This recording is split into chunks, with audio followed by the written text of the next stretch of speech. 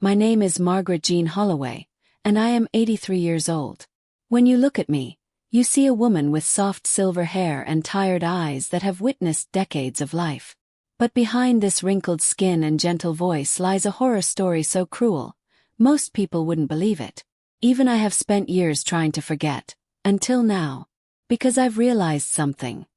Silence helps no one. And if telling my story helps even one soul escape what I went through, then it's worth reliving every nightmare. The moment that changed everything, happened on a cold Tuesday night 40 miles outside the town I was raised in. My 12th child had just died during birth. I was 29. The air smelled like blood and sweat. My body was broken. My mind barely there. The man who had abused me for nearly 2 decades didn't even flinch. He stepped over the lifeless baby like it was nothing but trash on the floor. "I told you," he said, glaring at me with those cruel blue eyes. "You give me another girl and I'll bury it." And he did. Right there. With his bare hands. I screamed, begged, clawed at him. But I was too weak. The chains around my ankle clanked as I fell forward. "You better pray the next one is a boy," he hissed. "Or I'll send your mama a return package with your fingers in it." Yes, my own mother. The woman who sold me to him when I was just 13. And the worst part. She told me I was lucky. Lucky. Before I could cry or collapse, I felt it, blood again. My stomach clenched. I was pregnant. Again. That night, I knew I wouldn't survive the 15th baby. And maybe that was what I wanted. But just when I thought it was the end, someone knocked at the door. Slow, heavy knock. Then silence. Was it a neighbor? A lost traveler? Or something darker? Something that would change my story forever. Now let me take you back to where it all began, because you need to understand what kind of mother hands over her child like a piece of furniture. When I was a little girl, we lived in a tiny shack on the edge of Stark's Hollow, Mississippi. My mother, Louise, had long dark hair, always tied back in a kerchief. She was proud, cold, and hard as nails. My father died when I was 5, and ever since then my mother changed. Not just emotionally. Something in her soul twisted. She started bringing strange men into our home. Some were loud. Some were quiet. All of them stared too long at me. I was 9 the first time one of them touched my arm in a way that made my stomach hurt. Told Mama. She slapped me so hard I couldn't chew for days. "You think you're special," she barked. "You think any man looks at a twig like you for fun." I didn't know what to say, so I stopped saying anything. By 11, I was the one making dinner for her guests. By 12, I knew how to hide a bruise. At 13, one of her suitors stayed longer than usual. He wore a leather jacket and smelled like gasoline and rot. His name was Raymond. He never smiled with his eyes. Only his teeth. Mama pulled me aside one evening and said, "You want to help this family? Then you'll go with Ray." I laughed. Thought she was joking. She wasn't. The next morning, she had packed my clothes in a trash bag and handed me to Raymond like I was a sack of potatoes. No goodbye hug. No tear. Just, "Don't come back until you're a woman." I didn't know then what kind of woman she meant. That was the last time I saw her for 5 years. Raymond drove me to a wooden house in the middle of nowhere. Had no address. Just a rusted mailbox with the numbers scratched out. There were no neighbors. No streetlights. Just woods and silence. The abuse started that night. He told me my training would begin, and if I screamed, "Mama gets nothing." Turns out, my mother had sold me for a monthly payment, and he made sure she kept collecting as long as I behaved. 15, I gave birth to my first baby. I didn't even know how it happened. No one told me what pregnancy was. I thought I had food poisoning. The baby didn't cry at first. Raymond slapped it hard until it screamed. Then he handed it to me like it was a job, not a miracle. "You feed it. Then get ready. We're doing this again soon." And we did. Again. And again. By 29, I had buried 6 babies. Malnourishment, illness, violence, and somehow I still had 8 alive.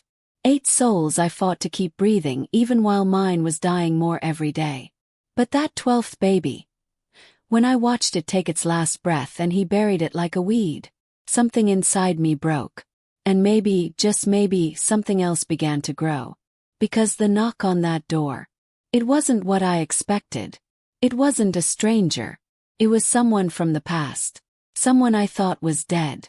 And what they told me changed everything I thought I knew about my mother and myself. Who was it? And why now, after 15 years of silence? You'll find out in the next chapter. If you're still here, please like, comment, and subscribe. Stories like mine aren't easy to hear, but they're even harder to live. Your support helps give voice to those still in silence. I stared at the door like it was a ghost. The knock had come once, then silence. Raymond hadn't heard it. He was outside in the shed, probably smoking whatever made his cruelty worse. My body trembled, weak from blood loss and fear. But something in me, a flicker of the girl I used to be, moved. I dragged myself across the wooden floor, each movement sending shocks of pain through my stomach. The chains on my ankle clinked with every inch I crawled. I reached the door. Another knock. Louder. I pushed myself up just enough to peer through the crack in the wood. I nearly fainted. It was my brother, David. The last time I saw him, he was 15 and crying as Mama slammed the door in his face. He'd run away after one of Mama's boyfriends hit him with a belt until he bled. We all thought he was dead, or maybe we just hoped he escaped for good. But here he was. Taller, older, with a beard and eyes so sharp they cut straight through the dark. "Margie," he whispered, his voice cracking. "Are you?" I burst into tears and banged the door weakly with my fist. "Please," I croaked. "He'll come back. He'll kill you." I expected him to run. He didn't. He kicked the door open like a man on fire. The second it burst open, I collapsed. The last thing I saw before everything went black was David's arms reaching for me, and the baby in the corner, crying louder than ever. I woke up in the back seat of a truck. David's truck. It was the first time I had been outside that house in over 16 years. Could hardly breathe. The air was too clean. The sky too open. I felt like I didn't deserve it. David didn't speak for a long time. He drove. Every now and then, he looked in the rearview mirror at the bundle in the back. The baby girl I'd named Hope. "Do you know how many times I tried to find you?" he said finally. "Mama told everyone you ran off with a man. That you were a whore." My throat burned. "She sold me." He nodded. "I figured. I didn't ask where we were going. I didn't care. I was out. That was enough. But it wasn't the end. Because the nightmare wasn't over.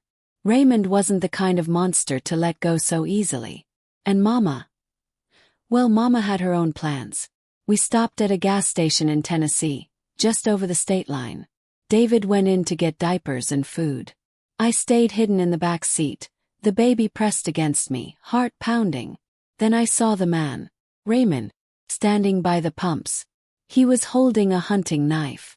And he was staring at the truck. I screamed. David ran out, saw him, and pulled a shotgun from under his seat. "Get in," he shouted. Raymond didn't move. He just smiled. Then he walked away. But he'd seen us. He knew the truck. And that meant we had hours, maybe days, before he came back to finish what he started. We couldn't go to the police. Raymond was protected. He'd worked for a powerful family in Mississippi. The kind that paid sheriffs to lose paperwork and ignore missing girls. I knew his reach stretched far. And Mama? Well, she was worse.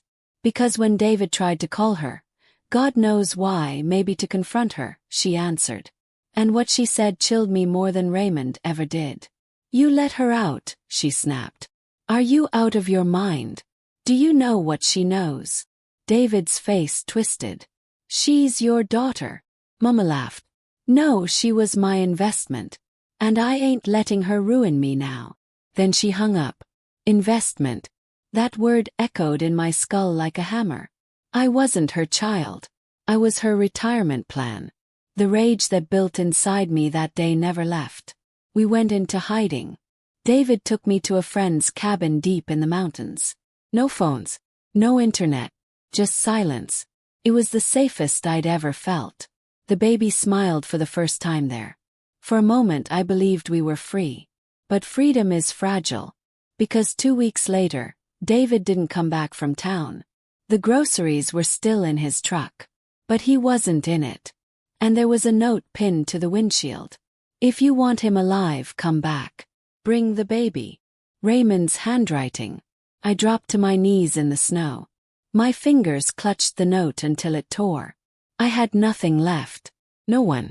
Except hope. And the fire inside me. Because for the first time in my life, I wasn't just surviving.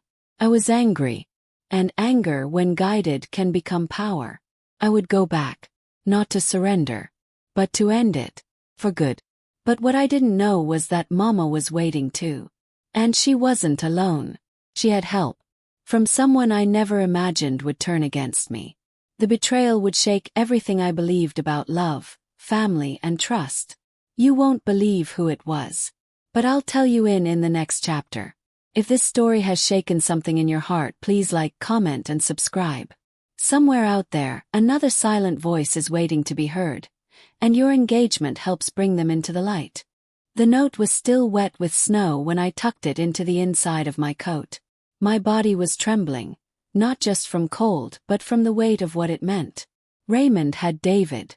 And he wanted the baby. Hope whimpered softly in the crook of my arm as I rocked her, whispering over and over, "Mama's here. I won't let him hurt you."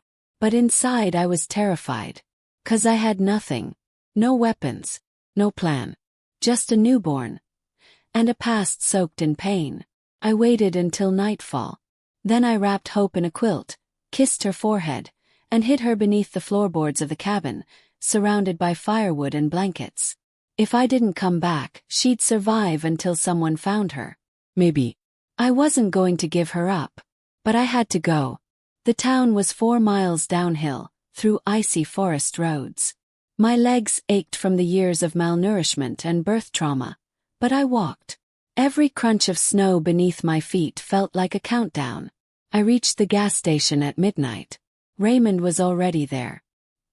He stood under the flickering light like a demon in denim, leaning against his black truck. David was on his knees, hands bound, bruises all over his face. Blood on his shirt, one eye swollen shut. Raymond grinned when he saw me. "Well, well," he said, clapping slowly. "The ghost returns." Kept my voice steady. "Let him go." He spat on the ground. "Where's the baby?" "She's safe." "You're not getting her." His face darkened. "Then I guess your brother dies." I closed my eyes for 1 second, then whispered, "I'll trade me for him." David groaned. "No, Margie, no." Raymond laughed. "That's not the deal, sweetheart." I took a step forward. "You want control. Amy. Just let him live." He stared at me. For the first time in years, I saw something flicker in his expression. Doubt. Maybe age was catching up to him. Maybe he saw the fire in me. Maybe he sensed this wasn't the same girl he had chained to a bed for 16 years. He moved toward me. Then the gunshot cracked through the air. Raymond's shoulder jerked back, blood spraying like a red mist. Behind him, standing in the shadows, was Mama, holding a shotgun. But she wasn't aiming at Raymond anymore. She was aiming at me. "You ungrateful brat," she snarled, stepping into the light. "After everything I built. You think you're gonna walk away and take my payday with you?" My heart dropped. David groaned on the ground. "She's working with him." Mama laughed. "You think I was gonna let you two ruin my setup? You were never supposed to leave that house, Margaret. You were supposed to die in there and make me rich with every baby." I took a step back. "Why?" "Because you were born to serve. Like I did. Like every woman in our bloodline. That's survival." "No," I said, tears rising. "That's slavery." She cocked the shotgun. And that's when someone else stepped from the woods. Someone I had completely forgotten. One of my children. Not the ones who died. But the first son I had, Daniel. He would have been 17 now. And he was He had followed me, found me, and he had his own gun. "Grandma," he said, voice shaking. "Drop it." Mama turned, stunned. He didn't flinch. He fired. The blast lit up the night. Mama crumpled to the ground. Raymond screamed and tried to run, but Daniel shot again, this time into the air. It was enough. Raymond collapsed in the snow, clutching his bleeding shoulder, crying like a child. David and I stared. Daniel dropped the gun and fell to his knees, sobbing. "I followed you, Mama," he said. "I had to. I didn't want to be like him." I held him for the first time in years. And in that frozen, broken parking lot, with blood on the snow and ghosts all around, I felt something I hadn't felt in decades. Oh, but we weren't free yet. Police sirens echoed in the distance. Someone must have called them. David was unconscious. Raymond was still alive. And Mama's body. She'd vanished. And that's when I realized. This war wasn't over. Not yet. Because if Mama lived, and I had a gut feeling she did, she'd come back. And next time she wouldn't bring a gun. She'd bring lawyers, lies, and every evil she had left in her. I had to disappear. To save my children. To save hope. But before I could run, someone called my name. Not from the woods. From the police car. And when I turned, I saw the face of a woman I hadn't seen since I was 14.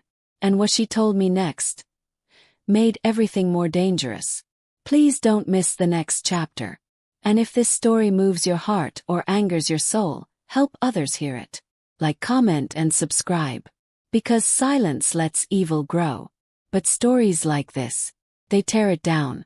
The woman stepped out of the police car slowly, her boots crunching the snow, her eyes wide and trembling. "Margie," she whispered, like my name tasted unfamiliar in her mouth. "It's me. Savannah." My breath caught in my throat. Savannah. My childhood best friend. She was the only person who had ever been kind to me before Mama turned me into a prisoner. The only one who used to sneak me food when Mama locked me in the cellar for punishment. The only one who believed I was smart, and not just some dumb Holloway girl. And now, she was a deputy. She walked toward me, her badge glinting under the gas station light, her hand slowly reaching out, as if touching me might break the moment. I thought you were dead," she whispered.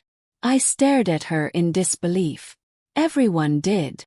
Savannah's eyes dropped to Daniel, who was crouched beside David, pressing a rag to his wounds. "Is that one of yours?" He nodded. "My firstborn." Her eyes watered. "How many do you have?" I looked away. 15. She didn't speak. She didn't judge. She just knelt beside me as if sharing the weight. Raymond lay groaning nearby, trying to crawl away. Savannah drew her gun and pointed it straight at his face. "Move another inch, and I'll end the story you should have never started," she said. She called for backup. Paramedics arrived in minutes. David was taken away in an ambulance. Daniel refused to leave me. Savannah promised we'd be safe. But as they loaded Raymond into the cruiser, a cruel smirk crept across his lips. "You think this is over?" he hissed at me. "You think you can run? Your mama taught me well. She'll finish what I started." Then he looked directly at Savannah. "She knows where your daughter goes to school." Savannah froze. And just like that, we all knew Mama wasn't dead. She had escaped. And she was already watching. The police put out an APB. Statewide alert, facial recognition, license plates. But deep down, I knew they wouldn't find her.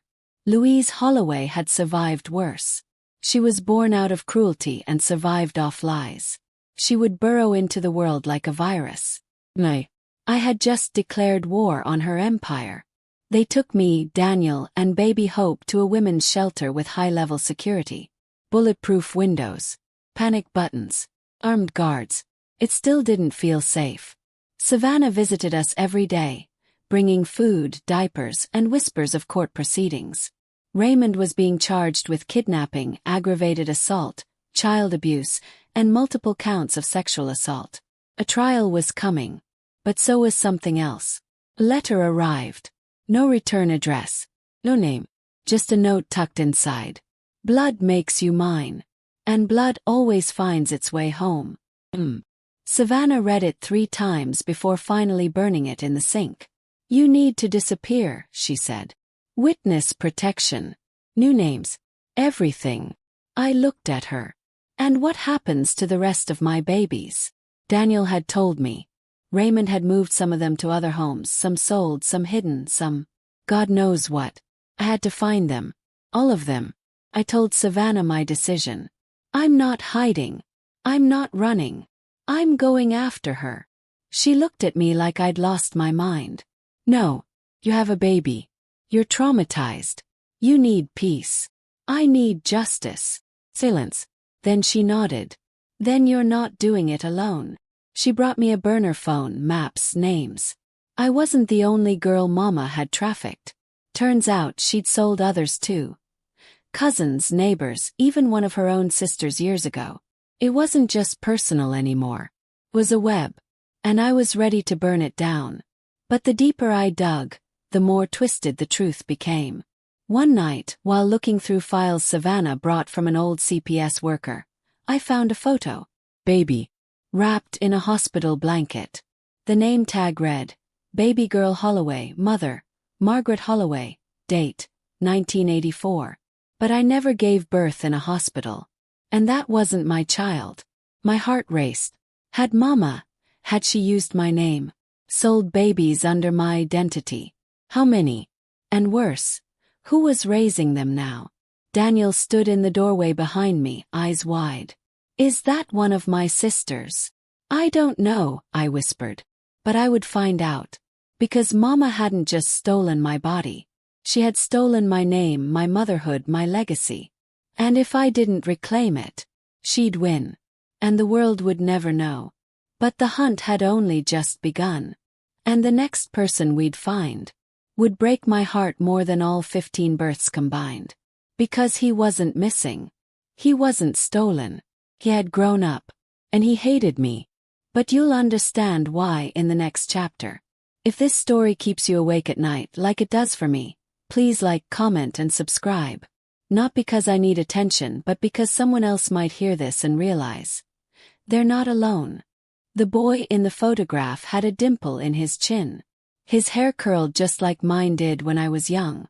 His eyes were dark, round, uncertain. It didn't take long for Savannah to trace the hospital records. She knew someone at the health department who owed her a favor. They pulled archived files, and there it was again. Baby Girl Holloway. Mother, Margaret Holloway. Date, June 3, 1984. No father listed. Adopted within 24 hours. But I never gave birth that day. Not in any hospital. And I certainly never signed adoption papers.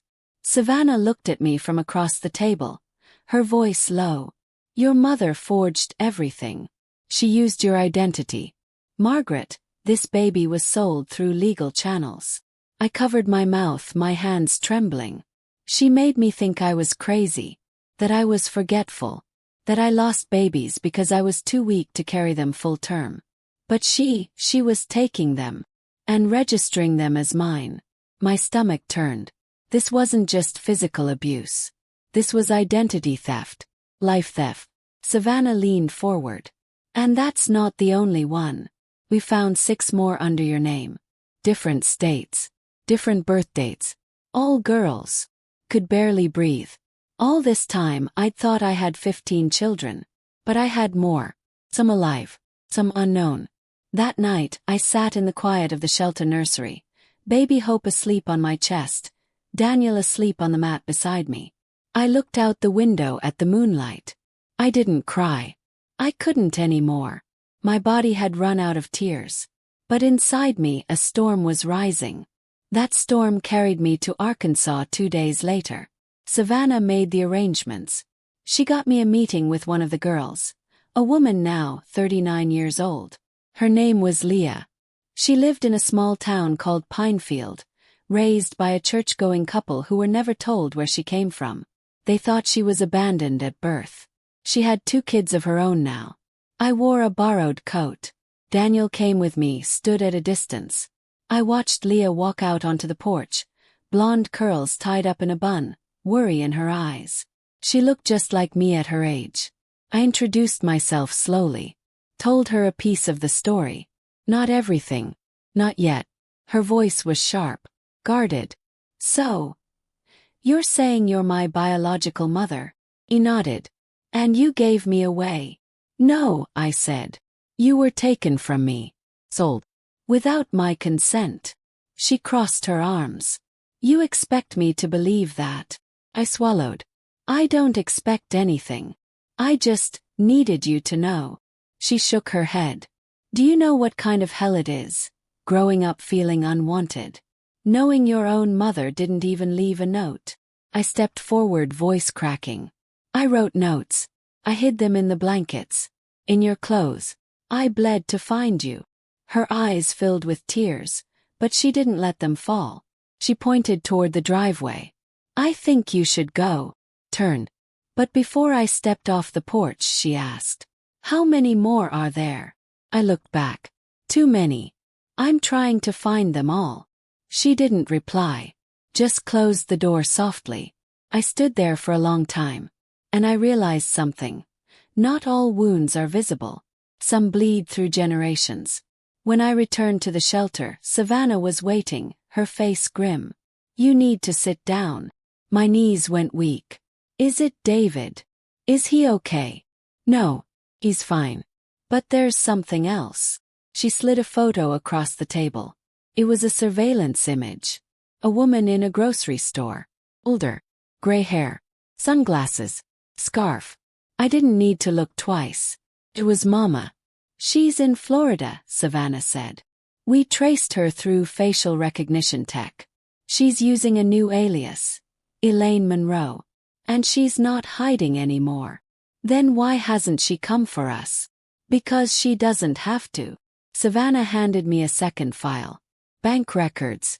Land deeds. Court documents. Mama had created an entire empire off the trafficking business. And somehow she'd made it legal.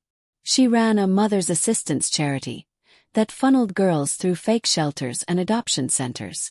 She was making millions. And she was being praised for it. Even nominated for a state award. My hand shook. She's not just a criminal, I whispered. She's a monster in a suit. Savannah nodded. And she's about to be honored on live television. 2 weeks from now. Governor's gala.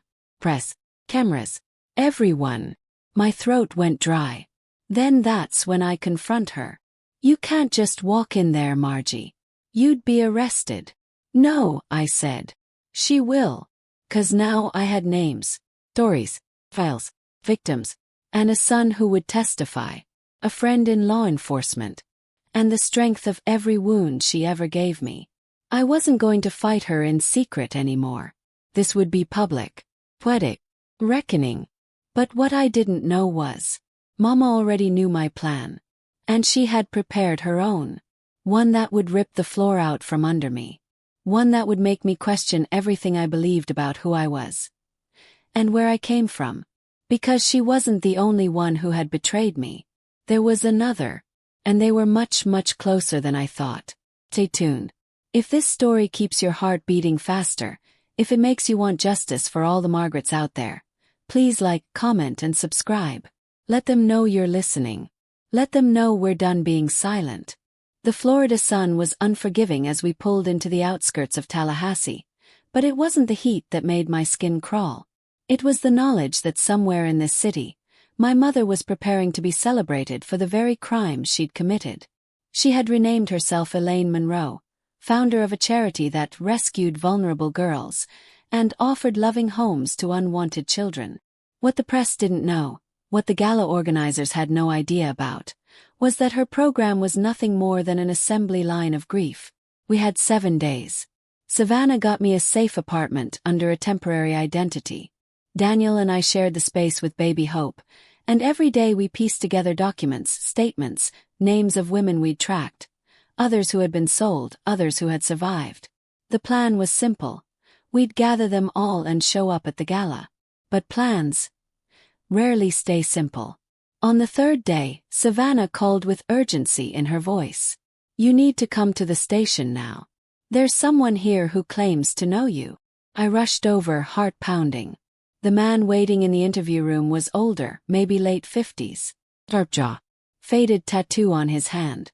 He stood when I walked in. "Margaret," he said softly. "I'm your father." I stumbled backward, nearly collapsing into the chair. No, my father died when I was 5. Mama said. She lied, he cut in. She told everyone I died. But she ran me off. Said if I ever came near you again, she'd tell the law I was molesting you. My blood turned to ice. She said I was a drunk. Threat. She planted liquor in my truck, called the cops. I got arrested. By the time I got out, she'd disappeared. I looked for you. I swear I did. But Louise, she knew how to vanish. I stared at him, every bone in my body screaming not to believe him. But something in his eyes. Something familiar. "You left me," I whispered. "I didn't want to," he said. "She made it impossible." I didn't hug him. I didn't cry. Couldn't. But I sat. And I listened. He told me about his years of searching. About finding my name on court documents tied to fake births. About discovering my mother's new identity. "She's not just evil, Margaret," he said. "She's protected. There are judges in her pocket. Lawyers who owe her. She doesn't lose. She will now," I said. But even as I said it, I felt the ground shifting under my feet. The next morning it happened. Daniel was gone. His bed was untouched. His shoes were gone. His phone left behind. No note. Just silence. Panic clawed at my chest. I ran into the streets screaming his name.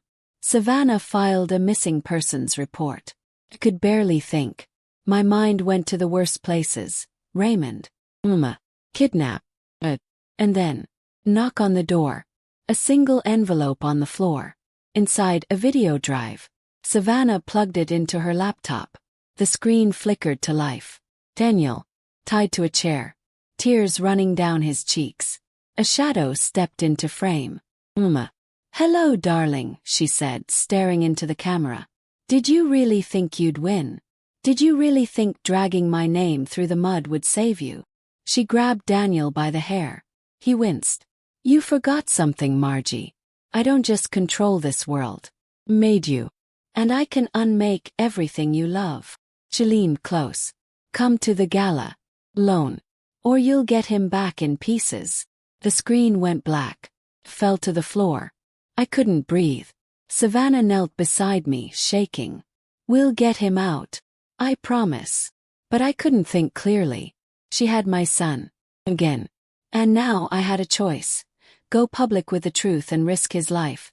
Or obey, and let her rewrite history with the world watching. My stomach turned. I made a decision that night. I would go to the gala. Alone. But not the way she expected. Because I wasn't walking into a trap. I was walking into a funeral. And only one of us was coming out whole. But before the night of the gala, something else happened. Knock on the door. Another face from the past. And this time it wasn't someone who wanted to help. It was one of my daughters. The one raised by my mother. The one who believed I was the villain. And she had come with a warning. "Don't go to that gala. It's not what you think. She's not working alone. I'll tell you who she was, and what she revealed." If this story is breaking your heart the way it broke mine, please like, comment, and subscribe. This isn't just a story. It's a voice for the voiceless. And your support helps it reach one more soul who needs to know. We see you. We believe you. You're not alone. She stood in the doorway like a ghost from a memory I never had. Her face was young, mid-20s maybe, but her eyes held a kind of pain I recognized instantly. That pain of being shaped by someone else's lies. Of growing up haunted. "My name is Grace," she said. "You don't know me, but I know you. You're my biological mother." Froze. The light above us buzzed. Savannah stepped back, hand resting on her holster out of instinct. I stepped forward slowly, barely breathing. "Grace." She nodded. "I grew up with her," she said. "With Louise. She told me you abandoned me. That you were a drug addict. That you didn't even ask to hold me after birth. Tears slipped from her eyes. She said you were in prison. That you sold me. My knees buckled and I collapsed into the chair. She said I should be grateful she took me in, she whispered. But every day felt like prison. She watched everything I did. Every outfit. Every word. I was never allowed to ask about my father. Or you. Savannah gently closed the door, giving us privacy. I looked up at Grace. Then why are you here? She hesitated. She's planning something, she said. At the gala. It's not just a speech or a ceremony. She's invited investors, government officials, judges. She's going to unveil a new foundation and name me as the public face of it. Blink. You. She's grooming me to take her place. She wants to look like she's passing the torch to the next generation of rescuers. But it's all fake, Margaret. She's still trafficking. She's just getting smarter. Hiding behind red tape and sealed adoptions. My hands trembled. She's going to legitimize the business, completely. Grace nodded. And she's going to bury you. She already has a restraining order in place. Claims you're mentally unstable. If you show up at the gala, security will throw you out. And if you try to speak, she'll silence me, I said quietly. Yes. Closed my eyes. She was always 2 steps ahead. Savannah paced in the background. We can go public before the gala.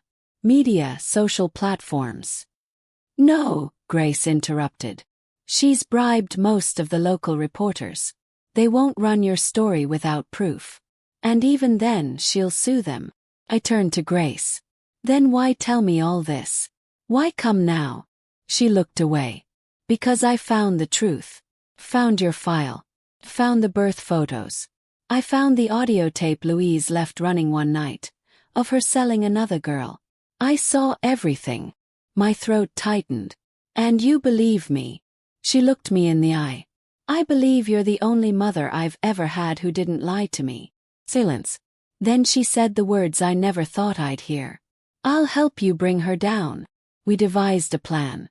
Savannah called in a retired federal agent she trusted, an old mentor named Malcolm. He helped us wire Grace with a hidden camera and mic. The idea was dangerous. Grace would confront Mama at the gala.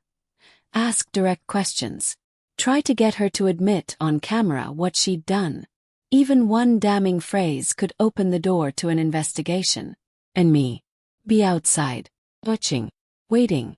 Armed with documents, victim statements, hidden cameras of my own. It was risky. It was desperate. But it was all we had. The night of the gala arrived. The ballroom sparkled with gold and glass, chandeliers hanging like crowns above the heads of the wealthy and well-dressed. Mama wore a navy blue gown and pearls, smiling for the cameras like royalty. Grace walked beside her. I watched from a tinted SUV across the street, the live feed from Grace's mic playing on a phone in my lap. Mama's voice was honey-slick and rehearsed. They say one woman can't change the world, she said. But I believe in legacy. Grace kept smiling. Then, when no one was looking, she leaned in. Does Margaret know I'm your new replacement? There was a pause. Then Mama said, she'll never make it out of town alive. Not this time. I sat up straight. Savannah's eyes widened beside me. That's a threat, she whispered. We've got her. But it wasn't over yet. Grace pushed again. You really sold her children. All of them. Mama sipped her wine. They were never hers. They were mine. She was just the factory. My blood ran cold. Savannah hit record. Malcolm backed it up to the cloud. We had her. Or so we thought. Because just as Grace turned to leave the table, Mama slipped a tiny device into her purse. Tracker. Then she whispered, I know everything. And if you betray me, Grace, you'll end up like your sister. Grace froze. Which one? The one I kept in the basement. Grace's face went pale. The signal cut out. The screen on my phone went black. Savannah grabbed the walkie. We've lost her signal. I'm going in. I stopped her. Wait. She planted something. Grace is in danger. If you rush in now, she'll panic. She's a snake. We need to be smarter. I opened the glove compartment, pulled out a flash drive. It contained every shred of evidence I'd ever collected. I handed it to Malcolm. Get this to the news. If I don't make it out, the world still needs to hear the truth. Savannah's hands shook. You're not going in there alone. Yes, I am. Why? Because this ends tonight. Not in court. Not in secret. It ends with me. With her. Face to face. I opened the door, the crowd still laughing inside, oblivious to the war about to unfold. And as I walked across the street, toward the mother who ruined everything, felt no fear, only fire. But what I found inside wasn't just Mama. It was the last betrayal I never saw coming. Because someone else from my past was standing beside her, smiling. And he called her Mom. I'll tell you who he was. Please stay tuned. If this story has gripped your soul, if you're ready to see justice rise from ashes, please like, comment, and subscribe. The more you engage, the louder we all become. And the louder we are, the fewer places monsters like her can hide. He stood next to her like a statue carved from my nightmares. Tall, composed, expensive suit, a champagne glass dangling between his fingers. At first, I didn't recognize him. But then he turned, and I saw the scar, just above his eyebrow. The same scar he got at age 7 when Raymond shoved him against the metal bedpost for asking too many questions. It was Matthew, my son, my 9th child, the one I thought died during a fever. Raymond told me he'd buried him in the garden, even made me dig the hole myself. I screamed for days, refused to eat. I almost took my own life that week. But here he was, not only alive, but standing beside Louise like her heir. Mama's voice cut through the air, poison wrapped in silk. Margaret, she said with mock warmth. What a surprise. You weren't on the guest list. I clenched my fists. Where's Daniel? She raised a brow. Safe. For now. Matthew stepped forward, eyes scanning me without emotion. You really shouldn't be here. I took a trembling step toward him. Matthew, baby, it's me.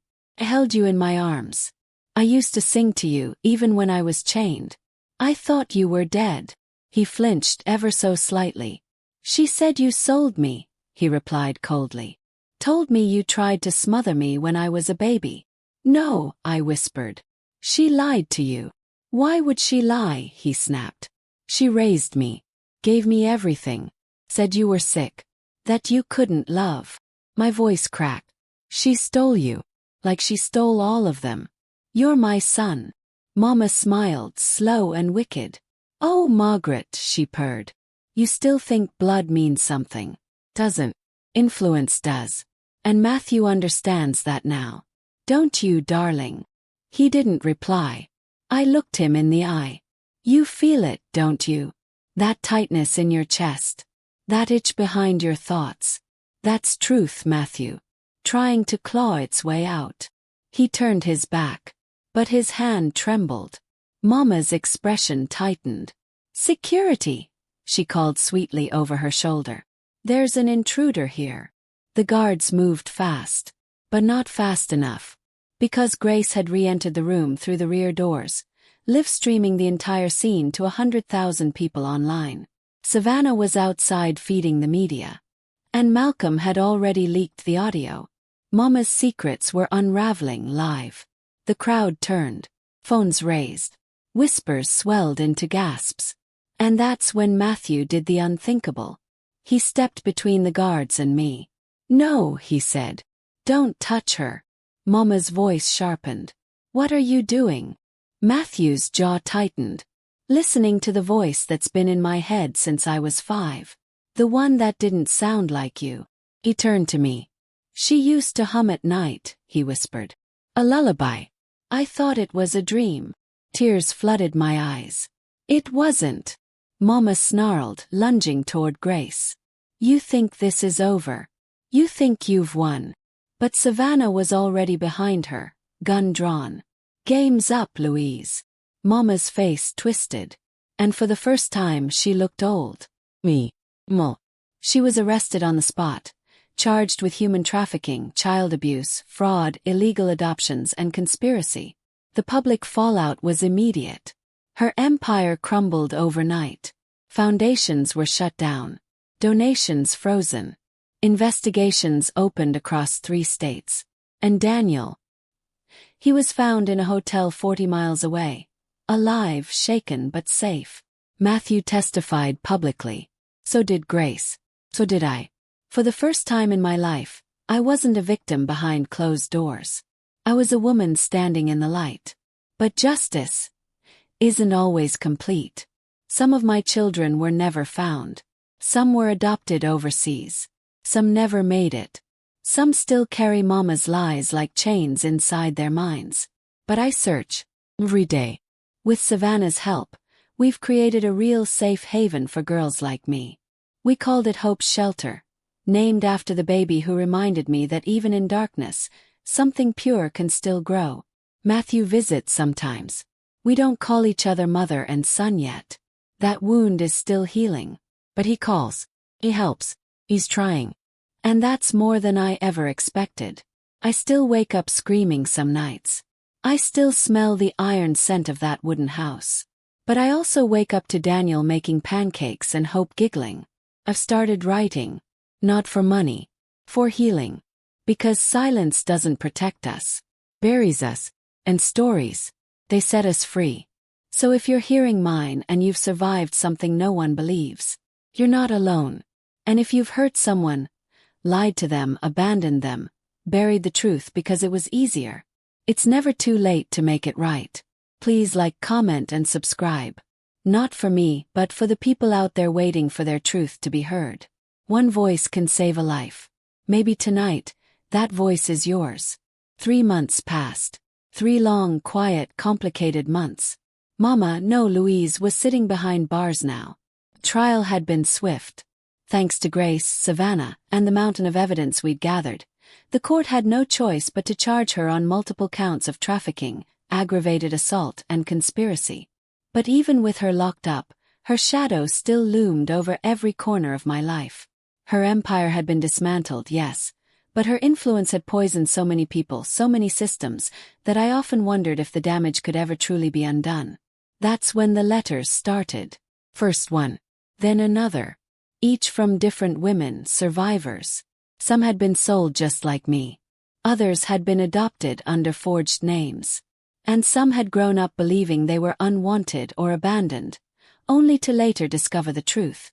Each one said something like, "I thought I was alone until I heard your story." Grace and I created a hotline. Savannah helped fund it. And Daniel. He printed flyers, helped women at the shelter carry groceries, even sat with young girls when they needed someone quiet to trust. Hope was growing fast now. Laughing more, clinging to my fingers, falling asleep on my chest. Some nights I would rock her and wonder, did she save me? Or was she the reason I finally saved myself? Then came the letter that stopped my heart cold. It arrived without a name, without a return address. Inside was a single photograph. It showed 3 teenage girls, sitting on a stoop in what looked like Chicago. And written on the back, in familiar, jagged handwriting, "2 of them are yours." No explanation. No names. No dates. I sat staring at it all night, my heart beating like a war drum. There had always been holes, children who were lost in birth, declared dead with no body, or whisked away without me ever seeing them. What if this was true? What if 2 of my daughters were alive? In the morning I called Savannah. "Trace it," I said. "Please. I don't care what it costs." She sighed. "I'll do what I can." I tried to push it from my mind. But I couldn't. Because for all the peace I had found, part of my soul still wandered the world, looking for the babies I once held, or never got to. Meanwhile, the media attention had begun to shift. I was no longer just the woman who brought down a trafficking queen. I was a story. Symbol. Some wanted me to speak at universities. Others offered book deals. But I wasn't interested in being famous. I was interested in being free. Until one day, a car pulled up in front of the shelter. An expensive one. Out stepped a man in a sharp gray suit, carrying a folder. Savannah met him outside, her hand never far from her waist holster. He handed her the file, whispered something. She rushed inside. "Margaret," she said, breathless. "You need to sit down." I braced myself. She placed the folder in my lap. Inside were birth records. Legal ones. Adopted under a private agency Mama had worked with. Both girls had been placed in Chicago. Same block. Same school. One of them was on probation now. The other had dropped out. Both were spiraling. And neither knew who I was. "Do you want to meet them?" Savannah asked. I couldn't speak. Just nodded. So we drove. Me, Savannah, Daniel and Grace. Hope stayed behind with a woman at the shelter we trusted. I was shaking the whole way. When we pulled up to the apartment building, 2 girls were sitting outside just like the photo, laughing. One had wild curly hair dyed electric blue. The other wore headphones and a hoodie 2 sizes too big. They looked hard, guarded, but they were mine. I stepped out of the car. One of them stood up, wary. "Can I help you?" I swallowed. "My name is Margaret," I said, voice cracking. I think I'm your mother." Silence. Then laughter. Then silence again. Blue hair girl frowned. "What?" I held out the photo. "This was taken from someone I knew. I didn't know you were alive. I didn't know where you were.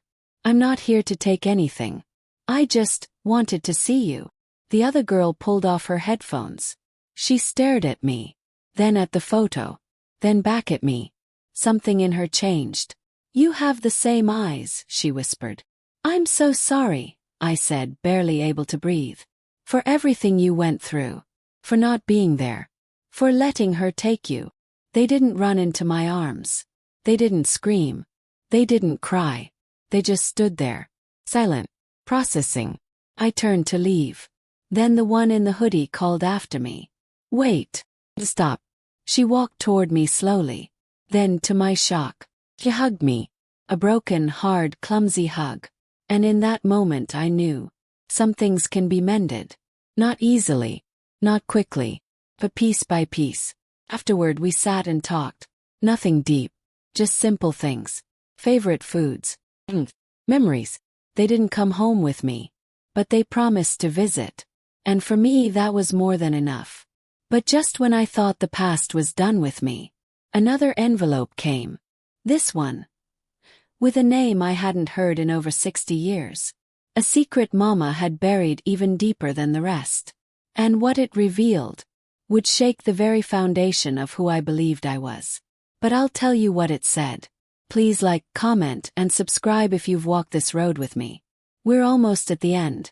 And I promise what comes next will change everything. The envelope was cream-colored and heavier than normal. No return address. Just my name on the front, handwritten in perfect cursive. Margaret Jean Holloway. Savannah handed it to me with a look that said, "You sure you want to open this?" I wasn't. But I did. Inside was a single sheet of aged paper. And a smaller black and white photograph. I unfolded the paper. My hands began to tremble. "Margaret, if you're reading this, then I'm already dead. I wrote this in 1982, the year I made the biggest mistake of my life. No, not selling you. That was business. The mistake was letting him go. You always thought your father was dead. He's not. I lied. The man you called father wasn't your real father. You were the result of something I did when I was young. A night I tried to forget. Debt I owed. You were born into a deal I never finished paying. His name was Benjamin Rook. A name I was never supposed to say again. But blood has a funny way of surviving secrets. If you ever want to know who you really are, follow that name. Bull. My throat locked. Benjamin Rook. I looked down at the photograph. It showed a tall man in military uniform standing beside a much younger Louise. She couldn't have been more than 17. Her face softer then. Her eyes not yet hardened. And in her arms, baby, me. I stared at it for a long time. All these years, I'd built my identity around surviving my mother's cruelty, around reclaiming the children she stole from me, around healing what she broke. This was a crack deeper than any scar. I was born from a debt, traded before I could crawl. My entire existence wasn't an accident. It was a transaction. Savannah sat beside me silently. Daniel stood behind me, his hand on my shoulder. "What are you going to do?" she asked. I looked up slowly. "I'm going to find him. But Louise is dead now. You have peace. You have the shelter. You've rebuilt your life." "I know," I said softly.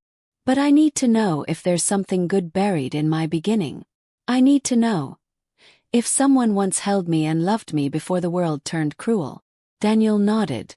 "Then we'll help you." I smiled through tears. "You already have." 1 year later, Hope was walking now. The shelter had expanded into 3 locations across the state, and we'd helped over 200 girls escape trafficking and abuse. Grace had started a podcast, where she told the stories of survivors and honored those we'd lost. Matthew visited every month, still working through the maze of truths and lies that shaped him. And the 2 daughters from Chicago, they came to spend Thanksgiving with us. We didn't talk about the past. We just laughed over sweet potato pie and badly cooked turkey. Sometimes healing doesn't look like therapy. Sometimes it looks like folding napkins beside the child you never thought you'd see again. As for Benjamin Rook, we found him. Or rather, Savannah did. He had passed away in 2005. No known family. No obituary.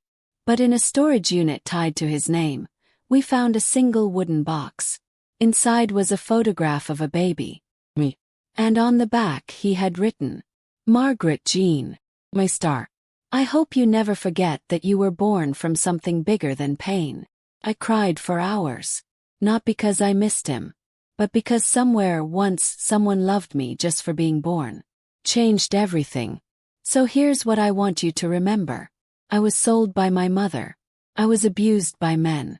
I was imprisoned, silenced, and forced to give birth 15 times. But I survived. Found my children. I brought down an empire built on stolen lives. And I chose healing over hatred. If you've been through something unspeakable, if you're still carrying the weight of someone else's sins on your back, you can survive too. And you are not alone. My name is Margaret Jean Holloway. And this is the life I rebuilt. Not because someone saved me, but because I chose to live. If this story touched your heart, showed you the strength of quiet power, and reminded you to never give up, like, comment, and subscribe. Your story matters too.